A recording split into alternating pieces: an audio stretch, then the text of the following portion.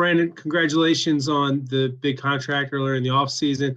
What did it feel like to, as a guy that has worked and been on practice squads and bounced around a little bit in the NFL, to sign that big deal? And what do you hope to do this year as you step in for DJ Reader and have a bigger role? Thank you. Man, signing the deal was a goal of mine, so that was good. Being undrafted, my first in my career bouncing off and on practice squad, so a little bit of a blessing.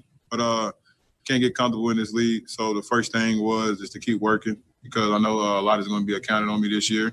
Been a weird year, so I'm just controlling what I can control, and I'm going to keep being the same person I've always been.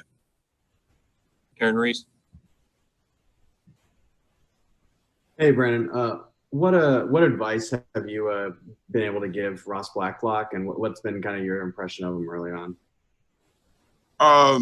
Man, the rookies, he's done good, man. He plays hard. He's very coachable. He listens, he asks, and he goes to work every day. That's all you can really ask out of a rookie. And just seeing from him, you see a guy who just actually loves ball. You can just tell the way his mannerisms is, the way he is on the field, man. He actually wants to be here and get better. And that's the only thing you want to see out of a rookie. It can get kind of crazy sometimes on your first year, especially being this year. But he's working hard. Anyone else?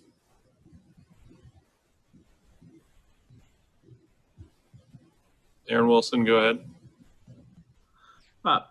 Brandon, with DJ – getting that big payday, well-deserved to go to Cincinnati.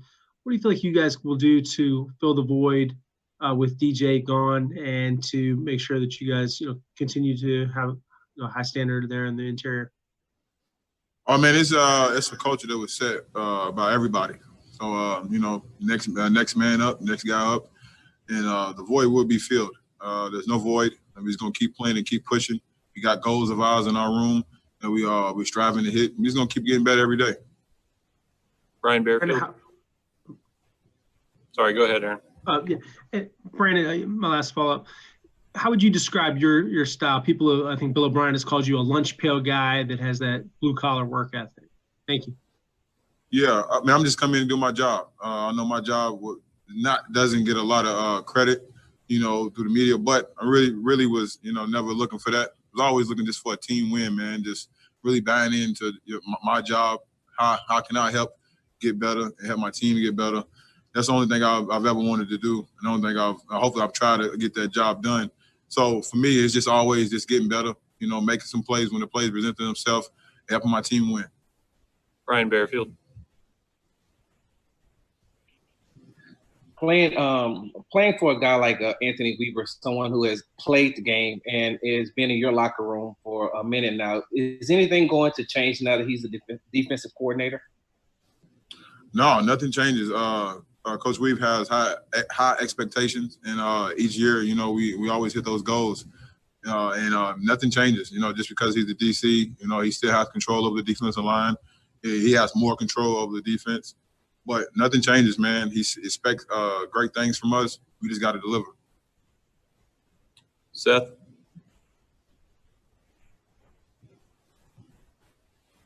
You got to unmute yourself, Seth. There we go. Sorry, I got it. Hey, Brandon, I was wondering if you keep any kind of chip on your shoulder about being undrafted, and then also does it give you – do you kind of pull for the other undrafted guys during training camp? Oh, for sure. It's a special relationship, a little pull that guys come from being undrafted, and that chip on my shoulder, yes, drives a lot of my career. So that's the engine behind me, and I always take that every rep, every practice, every day with me. But I also got a soft spot for guys who's undrafted because I know how hard it is. And then with this year being president, you don't really know what's going on. So it's a tough year for all rookies and especially undrafted. So, I'll give them much as advice I can. A lot of guys know who I am. I just tell them the truth. Did you have a follow-up, Seth? Nope, that was it. Brian Bearfield. Brandon, this is some unusual times that you all are going through with this COVID-19 pandemic going on. Is this going to be the first time you've ever played without any fans in the stadium? And how is that going to affect your game? It shouldn't. I mean, the fans love the fans. The atmosphere, that's something that we're gonna have to get used to. But man, if they put the ball down, we all got to be ready. You know, let's just keep it real. We got to be ready to play football. I know in this crazy situation, in this crazy time going on in the world. So as a football player, you just got to block out the noise and the small things and figure out a way to get better. Because on September 10th when we play, we got to be ready to go.